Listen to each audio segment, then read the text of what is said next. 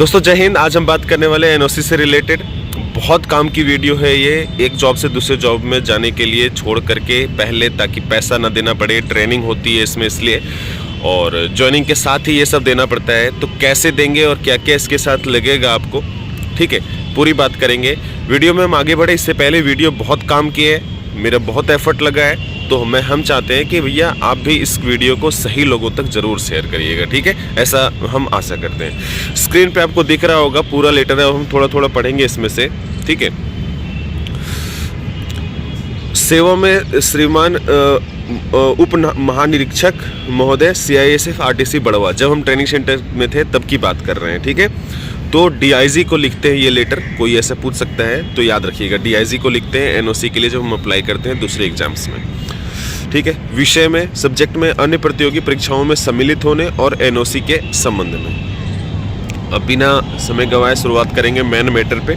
महोदय, स्क्रीन पे आपको दिखेगा, महोदय उपरोक्त विषय नम्र निवेदन है कि मैं परीक्षार्थी, ठीक है, राहुल जो भी है सन ऑफ, ठीक है, CISF नंबर, जो जैसे कोई CRPF में तो एम्प्लॉई नंबर या CRPF नंबर जो भी हो, ठीक है, साथ ही चेस्ट नंबर। जब वहाँ पे जाते हैं ट्रेनिंग सेंटर में तो एक चेस्ट नंबर भी अलॉट होता है सीने पे, ठीक है। चेस्ट नंबर लिखा रहेगा, नाम लिखा रहेगा, एक जैसे राहुल है ना।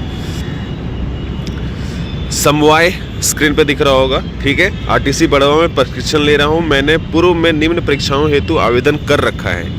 पहले जो है कुछ परीक्षाओं का आवेदन कर रखा है, तो वो परीक्षाओं का जो भी विवरण है वो लिखना है, साथ ही ग्रेड पे भी लिखना है, ठीक है। ग्रेड पे महत्वपूर्ण है, नहीं तो NOC नहीं मिलेगा, ठीक। भाभा परमाणु अनुसंधान केंद्र में UDC पद के लिए आवेदन, ठीक है।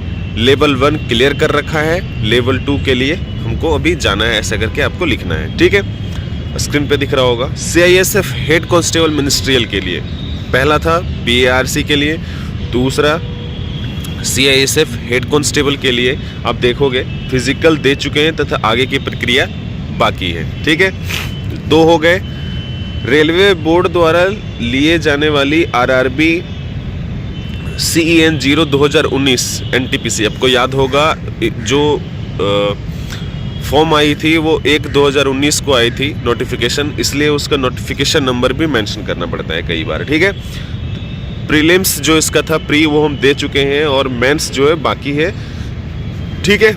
अब आगे बढ़ते हैं। ये 3 एग्जाम के लिए आपने लिख रखा है। अब नेक्स्ट क्या है, मैं यह परीक्षाएं देने की इच्छा रखता हूँ, ठीक है। मान्यवर, आपसे निवेदन है कि परीक्षा हेतु भविष्य में निर्धारित तिथि को मुझे अवकाश दिलाने की कृपा करें।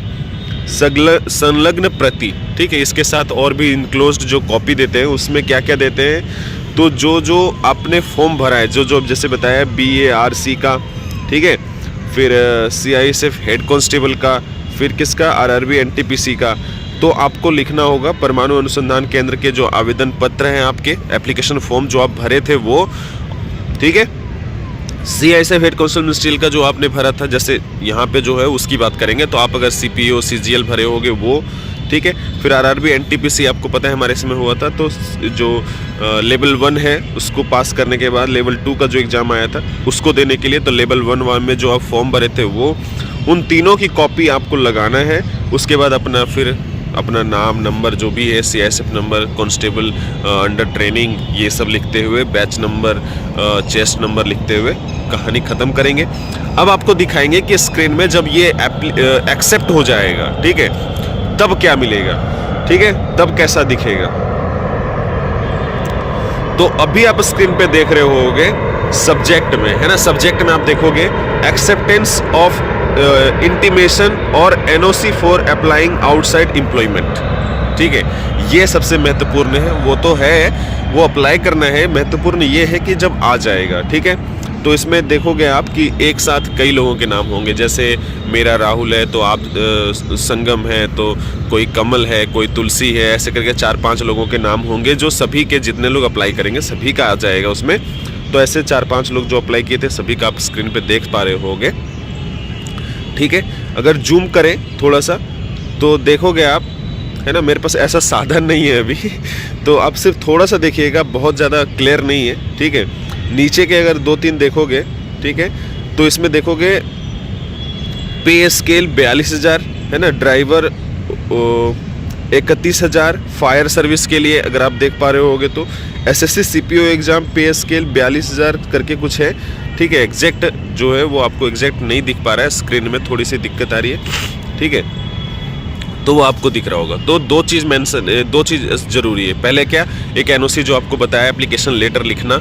दूसरा क्या ज़रूरी है, तो जो एप्लीकेशन आप फॉर्म भरे हो वो, ठीक है। इन दोनों चीज़ को साथ में लिख करके जो आपको बताया उसको सबमिट करोगे तो आपको एनओसी के लिए आप एलिजिबल हो जाओगे, ठीक है। तो ये ज़रूर करना।